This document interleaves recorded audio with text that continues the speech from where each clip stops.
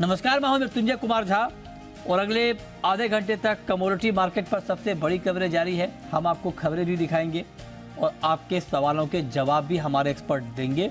तो पहले तो आप नंबर नोट कर लें, जिस नंबर पर आप कॉल करके सवाल पूछ सकते हैं और जान सकते हैं कि आपके लिए कमोडिटी मार्केट में कहां पर कमाई के मौके बनेंगे। 022-2300-1634। इसके अलावा आप 022-2300-1635 पर भी अपना सवाल पूछ सकते हैं।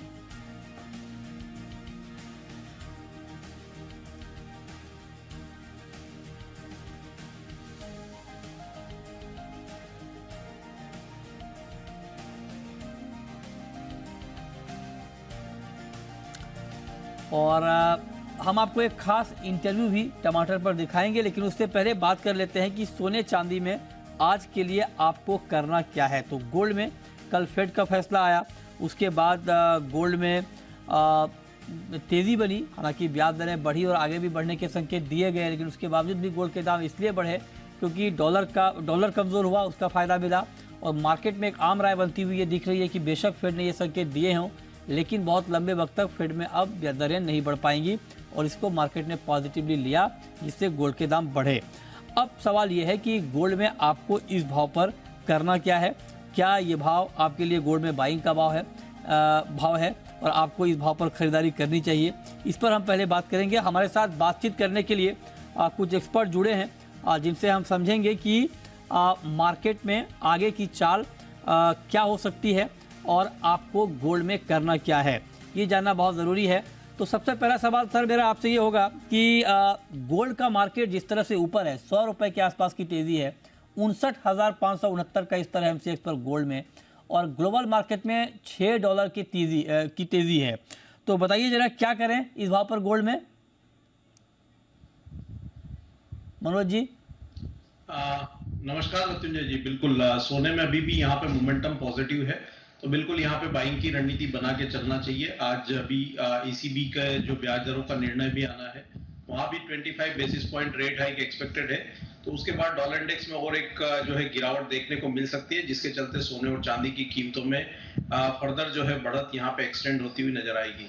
मेरा मानना है कि सोने में 59,500 से 400 के दायरे में यहाँ पे बाइंग करके चलना चाहिए। अभी 550 के आसपास ट्रेड हो रहा है, थोड़ा सा 50 से 100 रुपए का डीप मिले तो बाय करके चलें। 59,280 का स्टॉप लॉस रखें। इंट्राडे के लिए लक्ष्य जो रहेगा वो 59,800 का रहेगा और 1 से 2 दिन के लिए जो है यहाँ पे 60,200 तक के स्तर भी देखने को मिल सकते हैं। अच्छा, ठीक है। चांदी पर आपका व्यू मनोज जी, सिल्वर पर क्या व्यू है, चांदी में क्या करें? चांदी में भी यहाँ व्यू पॉजिटिव है, क्योंकि जिस तरह से हमने बेस मेटल्स में रिकवरी आते हुए देखी है, तो उसका सपोर्ट भी चांदी को मिलता हुआ नजर आया है। चांदी में भी 75,500 अच्छे स्तर होंगे बाइंग के लिहाज से। अभी 76,000 के आसपास ट्रेड हो रहा है। अभी 6 बजे यूएस के डेटा आना है, उस समय वॉलेटिलिटी देखने को मिलेगी। 400-500 रुपए का डीप आए तो बिल्कुल यहाँ भी बाय करके चले। 74,850 का एक स्टॉप लॉस लगाएं। लक्ष्य ऊपर में यहाँ 77,000 इंट्राडे के लिए और 1 से 2 दिन के लिए हमारा मानना है कि 77,700 तक के स्तर देखने को मिल सकता है। ठीक है माल्या जी, अब जरा आप बताइए सर कि अगर पोजिशनल व्यू लेना हो सोने चांदी पर, तो पोजिशनल ट्रेड क्या बनता है इस भाव पर सोने और चांदी में? आई थिंक अपसाइड वाला जो भाव है 60,000 पे कैप्ड है, तो अगर ये मोमेंटम तेज हो जाता है यहाँ से, तो ऊपर वाला जो भाव है 60,800, तो करीब यहाँ से और 1,500 रुपीज का मूव आपको देखने को मिल सकता है। तो सोने में अगर आप कुछ पोजिशनल ट्रेड बनाना चाहते हैं तो 59,500 पे ट्रेड हो रहा है, तो आपकी जो रिस्क रिवॉर्ड फेवरेबल रखना है तो 59,200 59,300 पे आपको एंट्री करना होगा और 58,900 का स्टॉप लॉस लगाना होगा, और ऊपर में करीब अराउंड आपको 1,000 से 1,500 रुपीज का मूव आपको पोजिशनल ट्रेड में देखने को मिलेगा। ठीक है, तो ये राय आपकी हो गई कि अभी आपको बुलियन मार्केट में करना क्या है।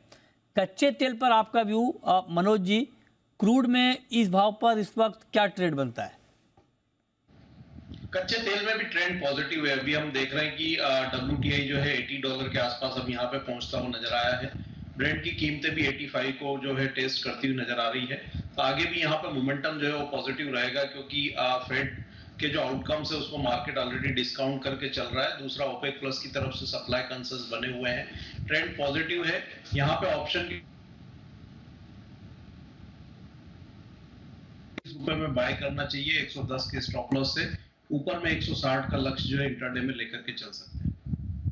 ओके, तो ये राय आपकी हो गई कच्चे तेल पर, इस पर आप बने रहें। और 6,528 का ताज़ा भाव है क्रूड का। ठीक ठाक तेज़ी पिछले कुछ दिनों में आई है। एक तो डिमांड को लेकर जो बात हो रही है, दूसरी बात सप्लाई के मोर्चे पर थोड़ा बहुत कंसर्न दिख रहा है। चाइना से डिमांड बढ़ने की उम्मीद है, डॉलर वीक हुआ है।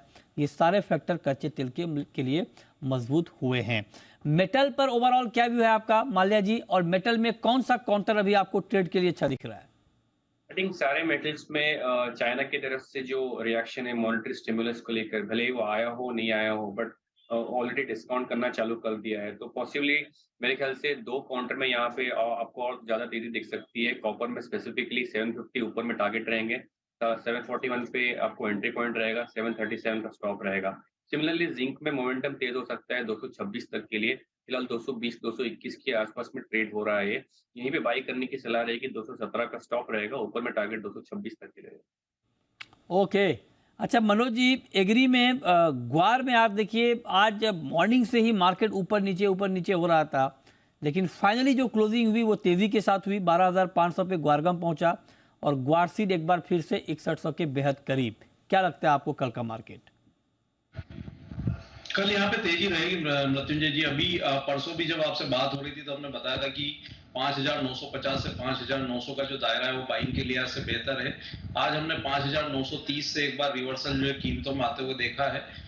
हमारा मानना है कि कल ये लो जो है ब्रेक होते हुए नजर नहीं आएंगे और कीमतें ऊपर में 6,220 6,250 ये स्तर टेस्ट कर सकती है। तो ओपनिंग में अगर कहीं भी 50-100 रुपए का डिप मिले 6,000 6,050 के दायरे में, तो बाय करके चलना चाहिए। 5,900 के नीचे का स्टॉप लॉस रखें, ऊपर में 6,250 तक का लक्ष्य रख के चल सकते हैं। कि 6,250 आप करें कि ऊपर में टारगेट रखकर इसमें ट्रेड लिया जा सकता है, तो इस पर आप नज़र रखिए। अब जरा माल्या जी आप बताइए कि नेचुरल गैस में इस वक्त किस तरह का ट्रेड आप देख रहे हैं और क्या करना चाहिए? नेचुरल गैस 230 ऊपर वाला भाव और नीचे वाला जो भाव है 200, इस रेंज में स्टक है। तो अभी यहाँ पे फिलहाल ट्रेड बन रहा है 222 पे। आपको नेचुरल गैस सेल करना चाहिए। 229 का स्टॉप रहना चाहिए। नीचे में टारगेट 208 पे रहेंगे। 208 का टारगेट आप कह रहे हैं कि एनजी में यहाँ पर दिखेगा, इस पर आप नज़र रखिए। और 2 रुपये 30 पैसे की गिरावट इस वक्त एमसीएक्स पर नेचुरल गैस में दिख रही है। 1% से ज़्यादा दाम नीचे हैं इस वक्त एमसीएक्स पर नेचुरल गैस के। अच्छा, एग्री में आज जीरे में भी बहुत शार्प रिकवरी आई। मनोज जी, क्या लगता है आपको ये रिकवरी अभी टिकेगी? बिल्कुल, यहाँ पे भी हमने निचले स्तरों से अच्छे सपोर्ट जो बनते हुए देखे हैं और 58,000 के स्तर आज होल्ड किया मार्केट और वहां से एक अच्छा जो है अपसाइड मोमेंटम जो है बनता हुआ नजर आया। तो हमारा मानना है कि यहाँ भी जो है तेजी है वो कल के मार्केट में एक्सटेंड होती हुई नजर आएगी। 61,500 फिर एक बार जो है देखने को मिल सकता है। तो यहाँ भी लगभग 1,000 से 1,500 रुपए तक की तेजी कल के मार्केट में देखने को मिल सकती है। ओके, ठीक है, तो ये राय आपकी हो गई जीरे। अच्छा, टर्मरिक में आपका व्यू? टर्मरिक में भी रिकवरी आई है मनोज जी? टर्मरिक में भी पॉजिटिव है। यहाँ भी 13,700-800 के जो स्तर थे वो बाइंग के लिहाज से अच्छे थे और हमने 14,000 के ऊपर क्लोजिंग आते हुए देखी है। कल के सत्र में यहाँ भी 14,400 तक के जो स्तर है वो देखने को मिल सकते हैं। ओवरऑल मसाला पैक में कल एक पॉजिटिव मोमेंटम जो है बनता हुआ दिख रहा है। इवन कोरिएंडर में भी हमने निचले स्तरों से अच्छी रिकवरी देखी है। तो कल ओवरऑल मसाला पैक में जो है एक तेजी मार्केट में देखने को मिल सकती है। ओके, ठीक है, तो ये रहा आपकी हो गई मसालों पे, इस पे आप नजर रखिए।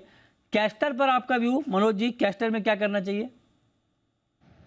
कैस्टर में एक सीमित दायरे का ट्रेड देखने को मिल रहा है मृत्युंजय जी। 6,440 यहाँ एक स्ट्रॉन्ग रेजिस्टेंस बने हुए हैं। जब तक वो रेजिस्टेंस पार नहीं होंगे तो यहाँ पे बढ़त थोड़ी जो है वो एक्सटेंड होती हुई नहीं दिख रही है, लेकिन निचले स्तरों पर 6,300 सपोर्ट भी होल्ड कर रहा है। तो जो दायरा है वो 6,300 से 6,440 का भी बना हुआ है।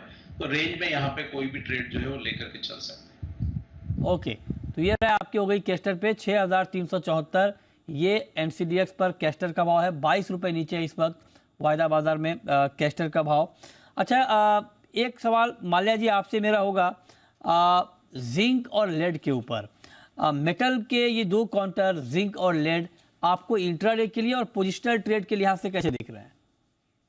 आई थिंक पोजिशनली यहाँ पे जितना मोमेंटम आना था वो बेस मेटल्स काउंटर में ऑलरेडी आ चुका है, बट जिंक और लेड में स्पेसिफिकली आप अगर मुझे ऑप्शंस देना चाहेंगे तो जिंक में ज्यादा मोमेंटम रहने की पॉसिबिलिटी है। स्पेसिफिकली अभी जिंक 220 के पास में ट्रेड हो रहा है, तो पोजिशनल ट्रेड के हिसाब से आपको रिस्क रिवॉर्ड फेवरेबल रखना है तो मैं यहाँ पे 217 218 के रेंज में जिंक बाई करने की सलाह रहेगी। 214 का स्टॉप लगाएंगे यहाँ पे और ऊपर में 226 तक का टारगेट के लिए वेट करेंगे।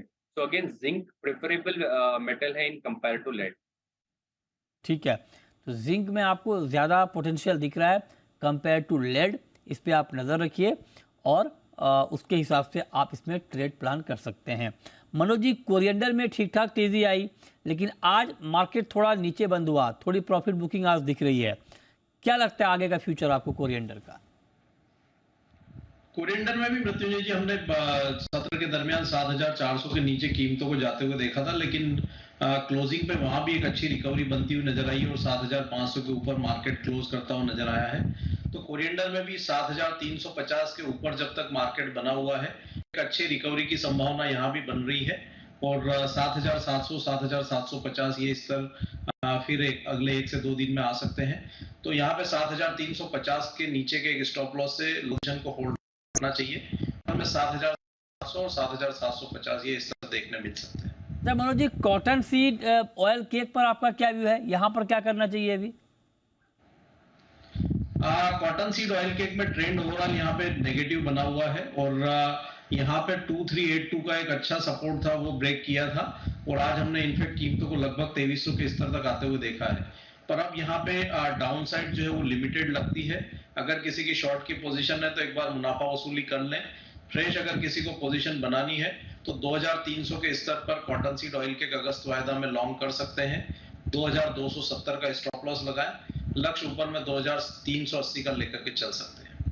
ओके, ठीक है, तो ये राय आपकी हो गई कॉटन सीड ऑयल केक पर। चलिए अब हम आपको एक ऐसे किसान से मिलाते हैं। वैसे तो टमाटर की बढ़ती कीमतों ने कंज्यूमर को बहुत परेशान किया है, किचन का बजट भी गड़बड़ाया है, लेकिन हर सिक्के के दो पहलू होते हैं। कंज्यूमर को जाहिर तौर पे परेशानी हुई है, लेकिन सिक्के का दूसरा पहलू ये है कि कुछ किसान ऐसे हैं जिनको बहुत अच्छा फ़ायदा हुआ है और टमाटर से करोड़पति बन गए हैं किसान। और एक ऐसे ही किसान इस वक्त हमारे साथ जुड़ रहे हैं और ईश्वर गायकर साहब हैं हमारे साथ, जो कि टमाटर के किसान हैं, जुन्नर जगह से आते हैं जो कि पुणे ज़िले में है। तो ईश्वर गायकर साहब, पहले तो आपको बहुत बहुत बधाई और आपका बहुत बहुत स्वागत जी बिजनेस पर। और हम तो चाहते हैं कि किसानों की आमदनी बढ़े और मुझे जानकर बहुत खुशी हुई कि आपको टमाटर से अब तक करीब करीब 3.25 करोड़ का मुनाफा हो चुका है। तो पहले तो आप ये बताएं कि क्या ये बात ठीक है कि 3 करोड़ के आसपास की कमाई आपकी टमाटर से हुई है? हाँ सही है सर। जी, अभी तक मेरा 21,468 कैरेट गया है, जो 20 किलो का कैरेट आता है। उसमें से मेरे को अभी तक 3 करोड़ 68 लाख रुपए मेरे को अभी तक मुनाफा हुआ है।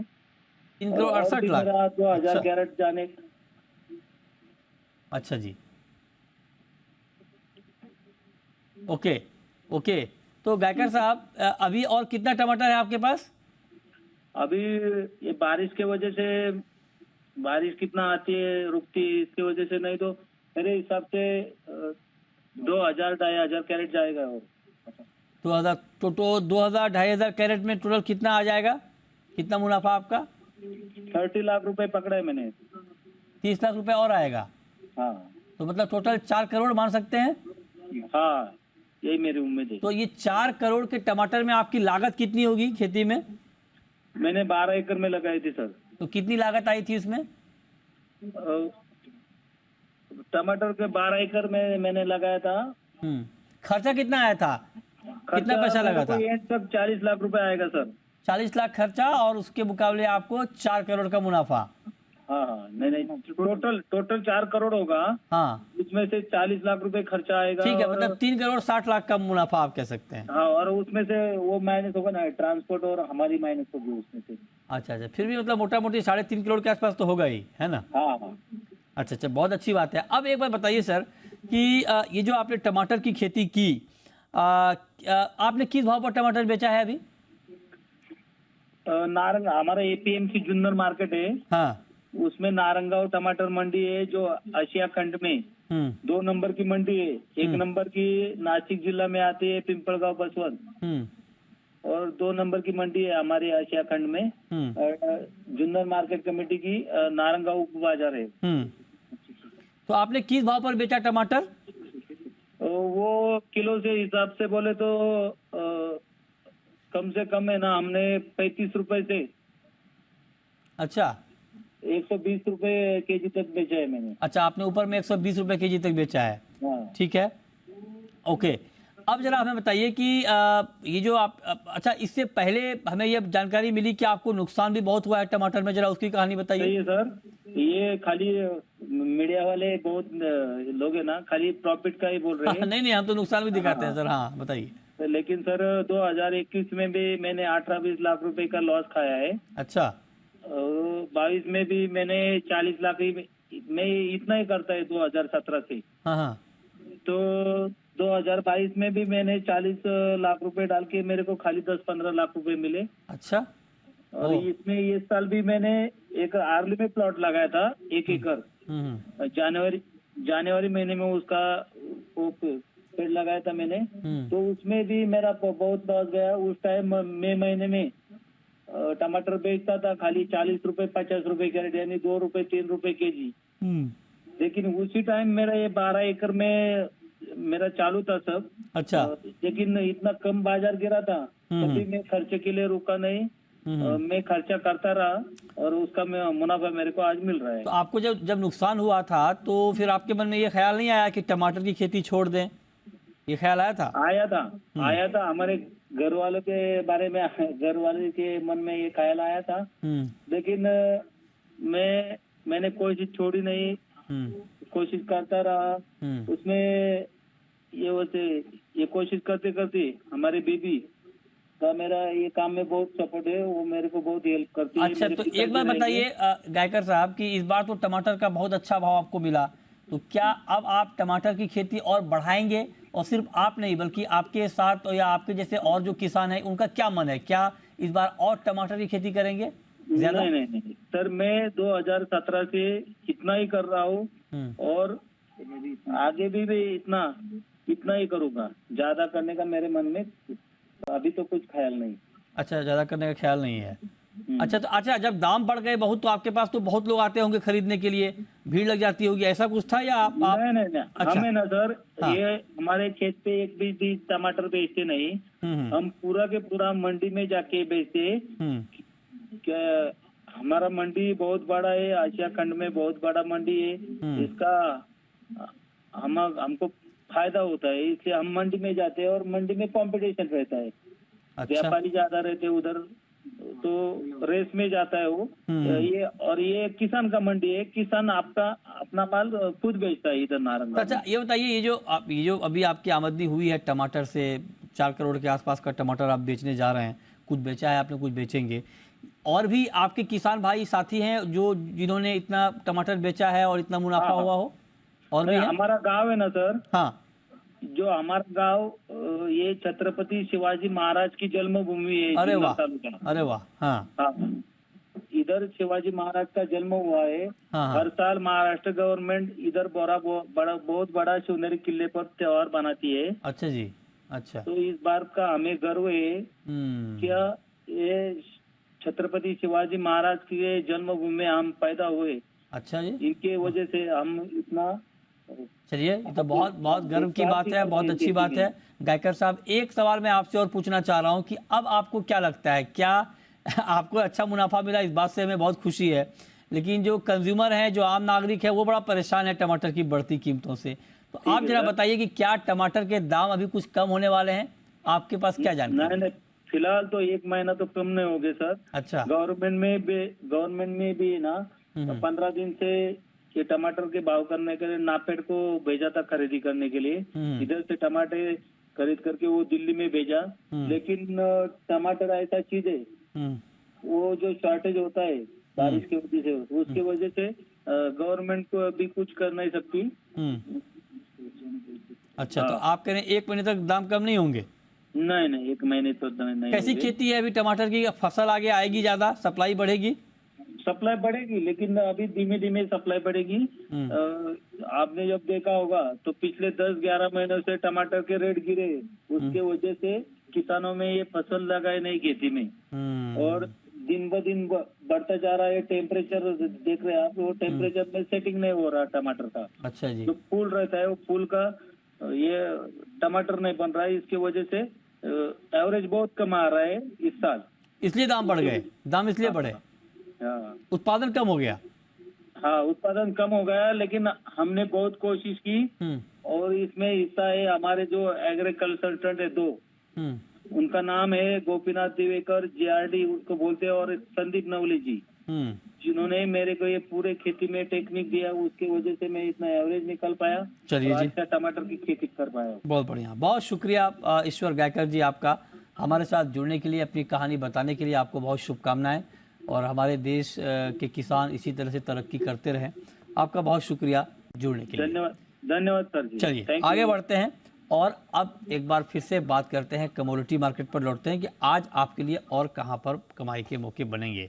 कल के लिए मनोज जी, एग्री मार्केट में आपकी टॉपिक क्या है? कल के लिए एग्री मार्केट में एक तो यहाँ पे जीरे में हमारा मानना है कि यहाँ पे मजबूती जो है वो अच्छी देखने को मिलेगी।